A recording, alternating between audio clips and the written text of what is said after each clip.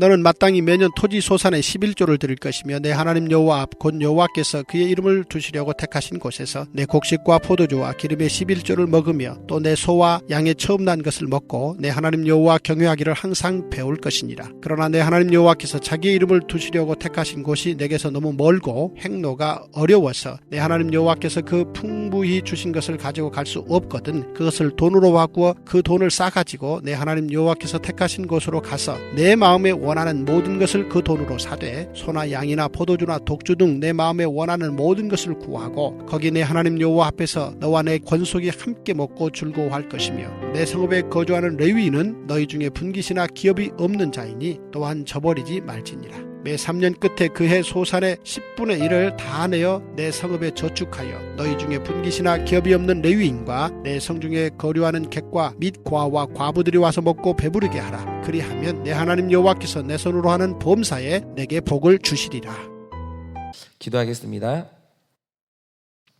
하나님 아버지 감사합니다. 하나님 오늘도 우리에게 말씀을 허락하여 주사 하나님 어떻게 형제와 자매들이 동거하고 연합하며 또 주 안에서 함께 마시고 먹고 즐기는 하나님 그 온전한 연합을 이룰 수 있는지 오늘도 우리가 그것을 주님께 듣고자 합니다. 하나님 아버지 정말 우리 마음 가운데 정돈이 일어나서 하나님 많은 것을 담을 수 있게 하여 주시고 하나님을 담고 사람을 담고 또 우리 마음 가운데 아름다운 것들을 담아 주님이 원하시는 아름다운 연합과 교회를 만들 수 있도록 주여 우리 가운데 은혜를 허락하여 주시옵소서. 주님 오늘도 우리의 말씀을 꾸미시고 우리의 말씀을 넓히시는 주의 말씀을 듣고자 하오니 주님 말씀하여 주시옵소서. 듣겠습니다. 예수님의 이름으로 기도합니다. 아멘. 네, 제가 예전에 한 실험에 대한 이야기를 들은 적이 있는데 이 실험은 아마 여러분들 대부분이 들어보셨을 실험입니다.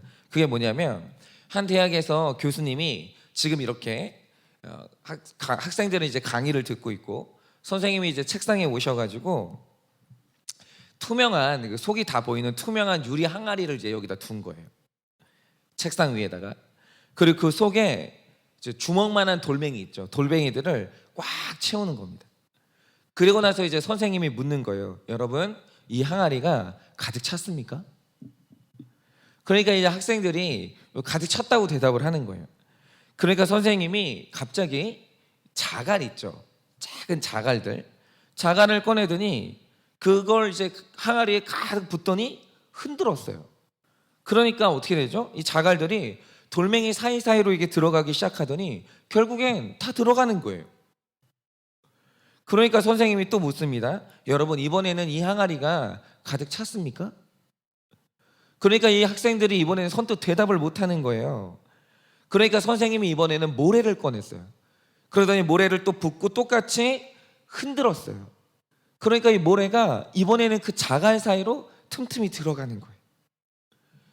자, 그러면 선생님이 또 묻습니다. 여러분, 이번에는 이 항아리가 가득 찼습니까? 그러면 여러분에게 여쭐게요. 자, 돌멩이 들어갔죠? 자갈 들어갔죠? 모래 들어갔어요. 그러면 이번에는 이 항아리가 다 찼습니까? 답이 뭐죠? 아직 차지 않았다는 거예요. 이번에는 선생님이 물을 꺼내더니 물을 그 속에 가만히 붓는 거예요. 그러니까 이 물이 이번에는 그 모래 사이로 스며들더니 결국에는 그 물이 항아리에 다 찼어요. 그리고 선생님이 이제야 항아리가 가득 찼다라고 이제 이야기를 하시는데 여러분, 이 실험에 대한 이야기를 다 들어보셨을 거예요. 그런데 우리가 모르는 게 하나 있습니다. 그게 뭐냐면 여러분, 그러면 이 실험의 의미가 뭡니까? 뭐를 교훈하려고, 뭘 알려고 우리가 이 실험을 합니까? 선생님이 이 실험의 의미가 뭘까라고 물어보니까 한 학생이 손을 들고 이렇게 대답을 하는 거예요. 사람들마다 다들 바쁜 일로 자기 시간들이 꽉 차 있는데 그래도 내가 시간을 내려고 애를 쓰면 그 사이사이에 의미 있는 일을 할 수 있는 짜투리 시간이 생긴다는 의미 아닙니까? 라고 그렇게 대답을 했어요. 여러분, 이게 그럴듯한 대답이긴 한데 정답이 아니에요. 여러분, 결국 이 실험의 의미가 뭐냐면 이 세상에서 가장 중요한 게 우선순위라는 거예요. 여러분, 만약에 이 실험을 할 때 자갈을 가장 먼저 넣지 않잖아요. 제일 큰 자갈을 먼저 넣지 않으면 그 자갈은 영원히 그 항아리에 못 들어가요. 여러분, 생각을 해보세요. 만약 이 실험의 순서를 바꾼다고 하죠. 어떤 것이 먼저 들어가도 상관없어요. 뭐 자갈을 먼저 넣든지 모래를 먼저 넣든지 물을 먼저 넣든지 뭐든 간에 먼저 넣고 순서를 바꿔서 먼저 넣고 그리고 나서 큰 돌멩이를 넣으려고 할 때 과연 그 돌이 항아리에 들어가겠습니까? 절대로 안 들어갑니다. 절대로. 여러분 항아리에 가장 큰 돌멩이를 넣으려면 반드시 가장 큰 돌멩이 먼저 넣고 그래야 그 항아리 안에 전부 들어가는 거예요. 순서 지켜야 돼요. 순서를 지켜야 반드시 다 들어가는데 순서 안 지키면 못 들어간다는 거예요. 여러분 이게 오늘 말씀과 무슨 상관이 있을까요? 여러분이 오늘 말씀을 언뜻 보시면 주제가 11조 같죠? 물론 11조가 오늘의 주제 맞습니다. 맞는데 그런데 11조라는 주제가 우리 생각보다 굉장히 심오한 주제예요. 왜 그러냐면 이 11조는 사실 돈의 문제가 아니라 우선순위의 문제이기 때문이에요. 예를 들면 이런 거죠. 여러분 어떻게 하면 사람의 마음에 11조 할 수 있는 마음이 생길까요? 어떻게 하면 11조가 들어갈까요? 여러분 11조는요 하나님이 정해주신 영적인 순서대로 내 마음에 넣지 않으면 절대로 11조 못합니다. 절대로. 즉 11조는 뭐냐, 내 마음의 우선순위로 가장 먼저 크신 하나님이 들어와야 돼요. 여러분 22절을 보시면 이렇게 말합니다. 너는 마땅히 매년 토지소산의 11조를 들을 것이며 라고 기록하면서 11조를 해야 된다는 대전제를 선포하세요. 그러면 23절부터 이제 나오는 내용이 뭐냐면 그러면 11조를 어떻게 할 수 있는가, 이 11조라는 게 가능하려면 그 방법이 뭔가, 그 내용이 나오는 거예요. 그런데 23절에 그 세부적인 내용 11조가 가능하려면 방법이 뭔가라는 그 방법이 이제 23절부터 나오는데 제일 먼저 나오는 내용 이름이 뭡니까? 내 하나님 여호와 앞에서 11조를 하는 거예요. 즉 내 마음에 돈이 먼저 들어오는 게 아니고요, 크신 하나님이 먼저 들어와야 돼요. 여러분 믿음 없는 사람이, 하나님 없는 사람이 11조 할 수 있는 줄 아십니까? 절대 못합니다. 그건 불가능해요. 여러분 11조라는 것은 크신 하나님이 마음에 자리 잡은 사람에게만 해당되는 말씀이에요. 하나님이 없는 사람에게 11조는 요구도 하지 않으세요. 있을 수 없는 일입니다. 먼저 하나님이 자리를 잡아야 돼요. 그러면 두 번째 것은 뭐냐, 11조 아니에요. 그것도 하나님 다음에 마음에 들어와야 되는 다음에 큰 것은 뭐냐면 이웃이에요. 사람, 인간이 마음에 들어와야 돼요. 그래서 10계명을 두 가지로 압축한 내용이 뭡니까? 먼저 내 하나님 사랑하고 마음에 넣고 그 다음에 인간을 너의 마음에 넣으라는 거예요. 여러분 오늘 말씀을 보세요. 하나님께서 물질 11조를 말씀하시는데 그 물질이 누구를 위한 물질입니까? 이웃과 나눌 물질이에요. 이웃과 나눌 11조. 즉 하나님을 내 마음에 채운 다음에 두 번째로 마음에 채워야 될 게 뭐냐면 인간이에요. 사람. 이렇게 크신 하나님이 먼저 내 마음에 들어오면 그 다음에 이웃이 내 마음에 들어올 공간이 생기는데 두 번째로 사람을 내 마음에 채우면 바로 그때 돈이 들어올 공간이 내 마음에 생기는 거예요. 여러분 이 순서가 얼마나 중요한지 아십니까? 인간의 마음이라는 공간에 반드시 이 순서 안 지키잖아요. 그럼 절대로 하나님은 못 들어와요. 그 마음에 못 들어와요. 여러분 한번 해보세요. 인간의 마음에 가장 먼저 사람 집어넣잖아요. 그러면 그는 르네상스 시대나 계몽주의 시대가 그랬던 것처럼 인본주의자가 돼요. 그러면 인본주의 시대에 하나님이 사람의 마음에 들어올 공간이 있었냐? 없었습니다. 없어요. 못 들어와요. 그러면 사람의 마음에 돈을 먼저 채우면 어떻게 될까요? 그러면 더 불행하게도 하나님도 못 들어가고 인간도 못 들어가요. 제가 얼마 전에 불법으로 사람의 이제 장기를 파는 불법 장기 매매에 대한 글을 읽었는데 여러분 그 사람들에게 인간은 생명이 아니에요. 그 사람들에게 심장은 3천만 원짜리고 인간의 간은 2천만 원짜리고 사람의 각막은 1,000만 원짜리예요. 그걸 위해서 인신매매도 하고 여러분 사람을 불법으로 사람의 배를 가르기도 하는 거예요. 돈 때문에. 여러분, 돈이 인간의 마음에 먼저 들어온 사람은 사람도 못 들어오고 하나님도 못 들어와요. 그런데 사람의 마음에 하나님과 사람과 돈이 전부 다 들어가려면 방법은 딱 하나예요. 그게 뭡니까? 크신 하나님 먼저 들어가야 돼요. 이 순서 지켜야 돼요. 크신 하나님이 먼저 내 마음을 채우고 사람이 그 마음에 들어오고 그 다음에 물질이 들어오면 바로 그 물질로 하나님께 드리고 사람에게 나눈 다음 나도 그 물질을 누리고 즐길 수 있게 되는 거예요.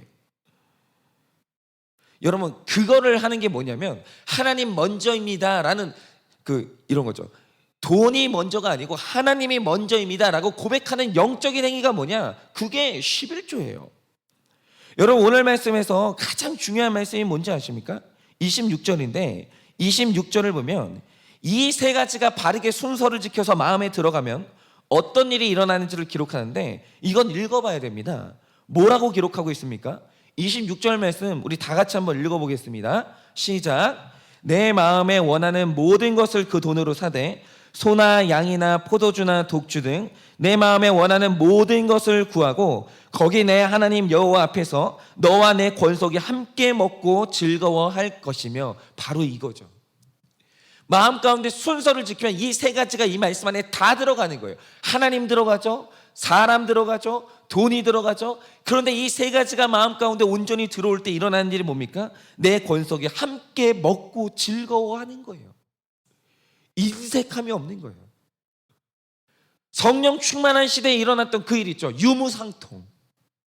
하나님의 형제들이 교회 안에 모여서 서로 내 것 네 것 없이 가난한 자에게 채워주고 가난한 자는 감사하면서 함께 먹고 사는 이 일이 어떻게 일어났냐? 사람의 마음 가운데 순서를 지켜서 하나님이, 크신 하나님이 먼저 들어오고 그 다음에 인간이 들어오고 그 다음에 돈이 들어오니 권속이 함께 먹고 즐거워하게 되는 거예요. 여러분, 이걸 뭐라고 하는지 아십니까? 이게 천국이에요. 여러분, 천국에 뭐 있는지 아십니까?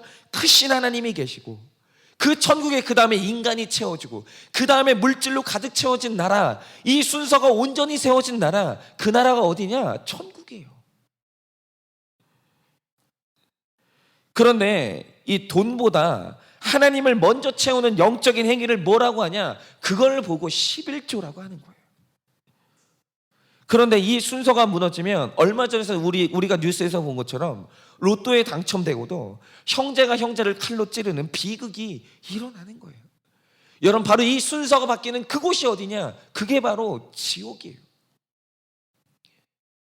그래서 저 자신도 저의 이제 우선순위를 살펴봤는데 내 마음에 가장 먼저 들어온 게 뭘까? 뭐였을까? 제가 생각을 해보니까 저는 사람이었어요. 사람이라고 하면 굉장히 이게 인격적인 것 같잖아요. 그렇지 않아요. 제가 큐티하기 전까지 저는 사람 들어오고 돈 들어왔어요. 근데 저는 인본주의자였던 거예요. 그러니까 이게 이렇게 되면 어떤 일이 일어나냐면, 저는 인본주의자이기 때문에 뭐를 하잖아요. 뭐를 하면 언제나 사람의 눈길이 두려운 사람이에요. 뭐를 하고 나면 언제나 사람의 평가가 제일 먼저 두려운 사람이에요. 그러니까 제 인생의 1순위는 뭐냐면, 사람에게 나는 어떻게 보일까? 저 사람에게 나는 어떤 사람일까? 이게 늘 궁금하고 중요한 거예요.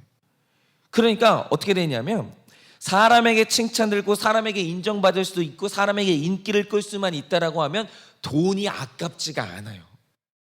그러니까 인본주의자들은 겉으로 가만히 보잖아요. 신앙인 같고 인격자 같아요. 그거 무서운 거예요.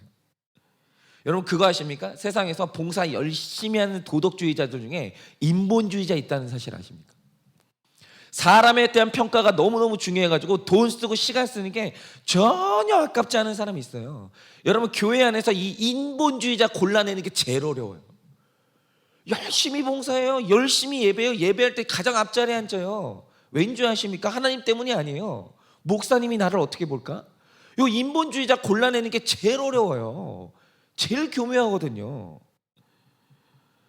그러니까 옷에 돈 쓰는 게 아깝지 않고 남에게 밥 사는 게 아깝지가 않고 아깝지가 않은 거예요. 인본주의자니까. 근데 문제는 뭐냐면, 돈을 쓴 만큼 사람에게 인정받지 못하거나 돈을 쓴 만큼의 결과를 얻지 못하면 그 돈에 대한 생색이 나를 지옥으로 만드는 거예요. 여러분, 인본주의자 11조 잘합니다. 11조 잘합니다.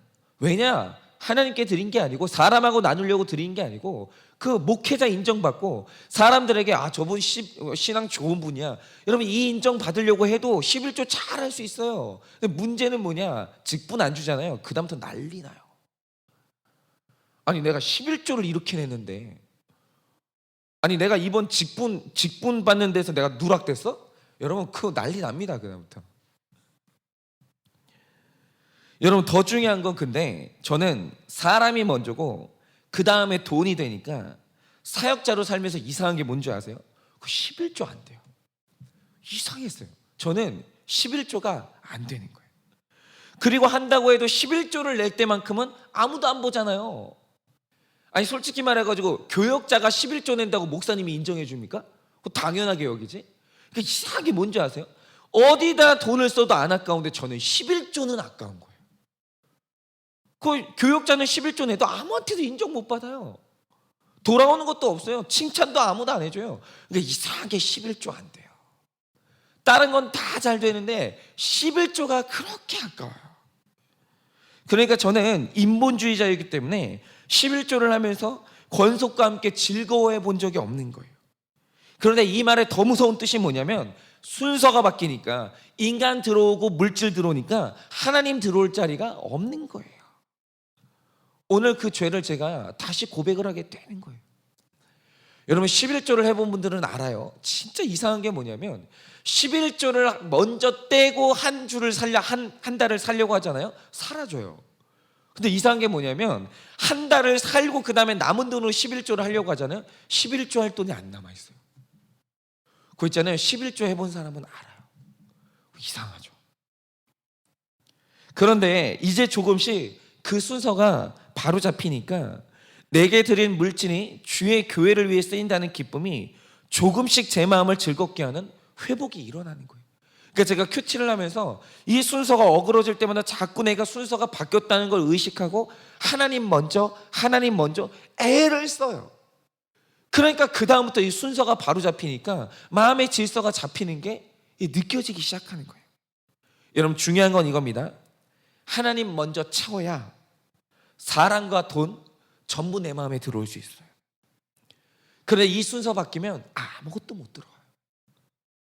아무것도 못 들어온 건 중요한 게 아니에요. 하나님 들어올 자리가 없다는 게 가장 큰 문제인 거죠. 그래서 오늘 정말 이 새벽에 오늘 내 마음을 채운 우선순위가 뭔지 여러분 살펴보세요. 여러분 제일 먼저 들어온 게 뭡니까? 중요한 건 순서 바뀌면 하나님은 절대 못 들어와요. 절대. 순서 지키셔야 돼요. 크신 하나님이 내 마음에 들어오시고 그 다음에 사람 들어오고 여러분 그 다음에 물질이 들어올 때 여러분 거기 천국 돼요. 반드시 그러합니다. 여러분 이 11조에 이 정신이 지켜있던 이스라엘이 그 정신이 온전할 때 여러분 이스라엘 나라는 세상에서 가장 아름다운 나라였어요. 1년째마다 그 드린 11조를 가지고 이웃이 나눠 먹고 3년째에 과부를 먹이고 50년마다 신년을 선포하고 여러분 그게 바로 천국 아니겠습니까? 여러분 이렇게 다시 내 마음에 순서를 바로잡아 모든 것을 다 마음에 채우시는 그래서 여러분이 서 있는 곳들마다 천국이 되는 여러분 되시기를 예수님의 이름으로 축원을 드립니다.